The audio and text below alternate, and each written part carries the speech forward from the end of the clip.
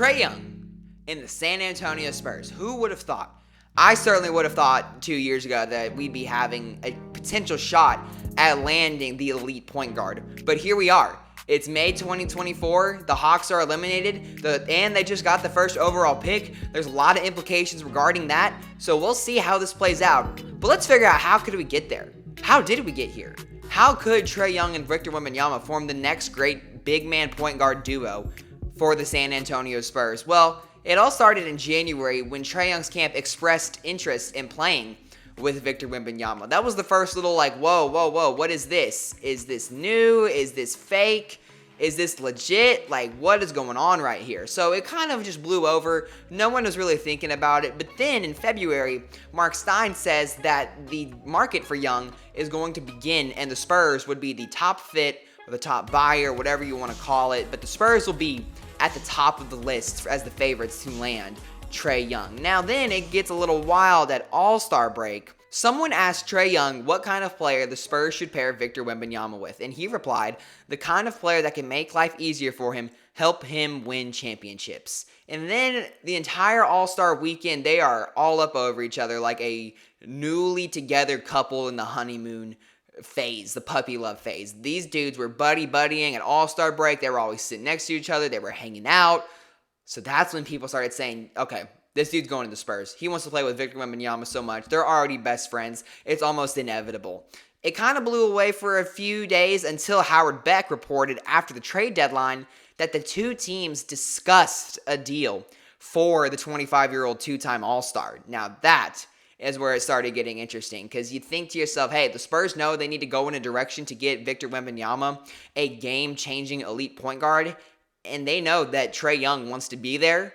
So they're going to start pushing their cards in and think, hey, maybe we could go get this guy. So then Young broke his thumb, I think it was. He broke something in his hand, and he was out for about 6 to 8 weeks. So during that time, he was doing interviews with Bleacher Report and Taylor Rooks. And in one of those, she asked him, do you want to be in Atlanta? And he's like, you heard it from the source. I want to be in Atlanta, but I want to win. Now, who knows if that's in Atlanta? It's year 6. So then he starts getting a kind of verbal, not very committed statement. He didn't say, I want to be out of Atlanta, but he didn't say he wanted to really stay there for the rest of his career as long as they were winning. And he said, if I just want to win, if that's in Atlanta, who knows? That's the big key right here. But if that's in Atlanta, who knows? Things kind of died down a little bit.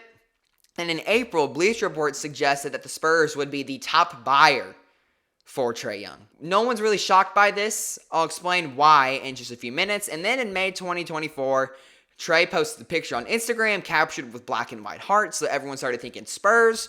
The Hawks won the draft lottery, and then it may seem like they're pointing towards a rebuild by getting the first overall pick. Then Woj comes out and says it's a very real possibility that Young is made available. And he also says that Young has put the pressure on the front office to form a competitive team around him. Now, that is where it starts to get interesting for the Hawks, because they don't have a lot of assets. They don't have a lot of cap space. The biggest acquisition or asset that they have is going to be the number 1 overall pick, which should be Alexander Sarr. And then here's where it gets a little more wild. I'm definitely reaching here, but it's interesting to think about. On Mother's Day, Trae Young does his Mother's Day post. Most players do. But he does this after the lottery, and he posts a picture of himself in a Spurs jersey as a kid. And keep in mind, once again, this is after the lottery took place. And then a few days ago, Tim McMahon said that Victor wants to play with Trae Young. The players want to play with each other. You have two amazing players who say, I want to be with that guy, I want to be with that guy, let's make something happen. Here's where it gets fun, because the Spurs have all the leverage over the Hawks and a potential swap for Trae Young. And you might say, no, they don't. Yes, they do. Back in the summer of 2022, DeJounte Murray was traded to Atlanta. I thought it was the dumbest move in franchise history because we thought that we might have a core building piece, but we decided, hey, we have a good player. We're just going to trade him and go full rebuild mode. I didn't know that we were going to get Victor Wembanyama out of this. I didn't know who he was until the Spurs traded DeJounte Murray. Spurs we want a Tony Parker prospect from his league, Victor Wembanyama. This is stupid. I don't get it. But I'm very glad how that turned out. The Hawks did probably one of the dumbest decisions in franchise history by giving the Spurs the rights to their 3 first-round picks in 2025, 2026, and 2027. 2 of those picks are unprotected in 25 and 27. So regardless of where they land, if the Spurs still have the rights to those, they belong to them. And then in 2026, the Spurs have the rights to swap picks with the Hawks. So if Atlanta somehow gets a higher pick in the draft, Spurs can say, all right, that's our pick now. Thank you very much. If the Hawks want to go full rebuild mode, they can't right now because they don't have any draft assets because the Spurs have all of their draft assets. So when they look at like, hey, it's time for us to quit. We haven't been good. We've always been mediocre. We haven't had anything since 2021. They got to say, all right, Trae Young, we got to get something out of him so we can kind of speed up this rebuilding process. No one can offer a better package than the Spurs. People want to say, oh, the Lakers. No. The Lakers cannot offer a better package than the Spurs. Austin Reeves, Rui Hachimura, and D'Angelo Russell and first-round picks in 2027 and 2029 are not going to cut it. It's not. The Hawks are ready to rebuild now by getting the first overall pick, which could be Alexander Sarr. And the Spurs own their next 3 years of the rebuild. So Atlanta says, hey, we'll give you guys Trae Young, but we need our picks back. That's all it takes. That's all it takes for the Spurs to land this guy because the Spurs have all the leverage by owning their entire next 3 years of draft picks. It's simple as that. It truly is. And Trae Young is everything that the Spurs are missing. A dynamic scorer, an elite space creator, an absolutely amazing playmaker, someone who is dangerous in the pick and roll. This year, Trae Young led the NBA in points scored as a pick and roll ball handler. The Spurs don't have that, and the Spurs need that. They need someone besides Victor Wembanyama who can take over a game and lead them down the stretch, because in Victor's first year as a 19, 20-year-old rookie, he was really their only closer. This team doesn't know how to close down the stretch. Trae Young is built for those big moments. He's built for that. And the Spurs need something who can be a Robin to Wemby's Batman. Devin Vassell is there. Jeremy Sohan is there. But they're not going to be the Robin of the future. They need an elite point guard who is going to score at every level and play make like nothing else. You have your generational talent in Victor Wembanyama. And now you need to go get him the generational floor manager so you guys can form one of the most elite offenses and one of the most versatile offenses you can ever think of. Trae Young calls for a pick and roll. He's going to throw up a floater? Is he going to step back and shoot a three? Is he going to lob it to Victor Wembanyama? Is someone else going to get open because there's defensive collapses and space is made? Because these are dudes who attract so much attention that they forget about other guys? The endless possibilities of this offense and this pairing is going to be sky high that teams just won't know what to do. What could a Young deal look like, though? Listen, it is time for the Hawks to move on. They have their amazing cornerstone in Trae Young, and outside of 2021, they haven't gotten far, and it's not his fault. He has never played with an all-star teammate outside of DeJounte Murray. And even in those 2 seasons that they've played together so far, no one besides Young has made the all-star team. So he's really lacked a competitive roster. The best supporting cast that was surrounding Trae Young was in 2021 whenever they made the Eastern Conference Finals, and John Collins was his second option. John Collins. Like, of all guys. And he looked like an elite lob threat in the 3-and-D wing when he played with Young. What would he do with a 7'4" alien? There's no telling. The Hawks missed the playoffs for the first time in the Murray and Young era, and it's probably because they aren't subscribed to Ty Talk Sports. Listen, 1.2% of my viewers are subscribed. That means there is 98.8% of my viewers who are not subscribed. Listen, all I'm asking is that if you're not subscribed, just go down below, hit that red button. It only takes a few seconds, and it really helps me grow my channel out more, and anything that I get, I'm very appreciative of because I want to get my name out there. So if you haven't taken the time to do that, please go down below and subscribe. It would mean the world to me, and make sure you turn on post notifications so you never miss one of my videos. Back to it. They haven't been competitive. They traded away John Collins. Clint Capella's aging and really just kind of there. DeJounte Murray only is good when he has a high amount of usage. We saw the way he was able to take over and carry that Hawks team to the play-in while Young missed time with that hand injury. But Murray isn't someone who's going to complement Trae Young. This tandem just doesn't work. They're two dudes who need the ball in their hands to be good and generate offense. And so when Young has the ball, DeJounte doesn't really know what to do. When DeJounte has the ball, Young kind of doesn't really know what to do. Young is someone who creates space, who creates shots off the dribble, who is able to see the floor at an elite level and generate points for other teammates. DeJounte also did that. He was great. He's not really a three-point shooter, but he's a mid-range maestro.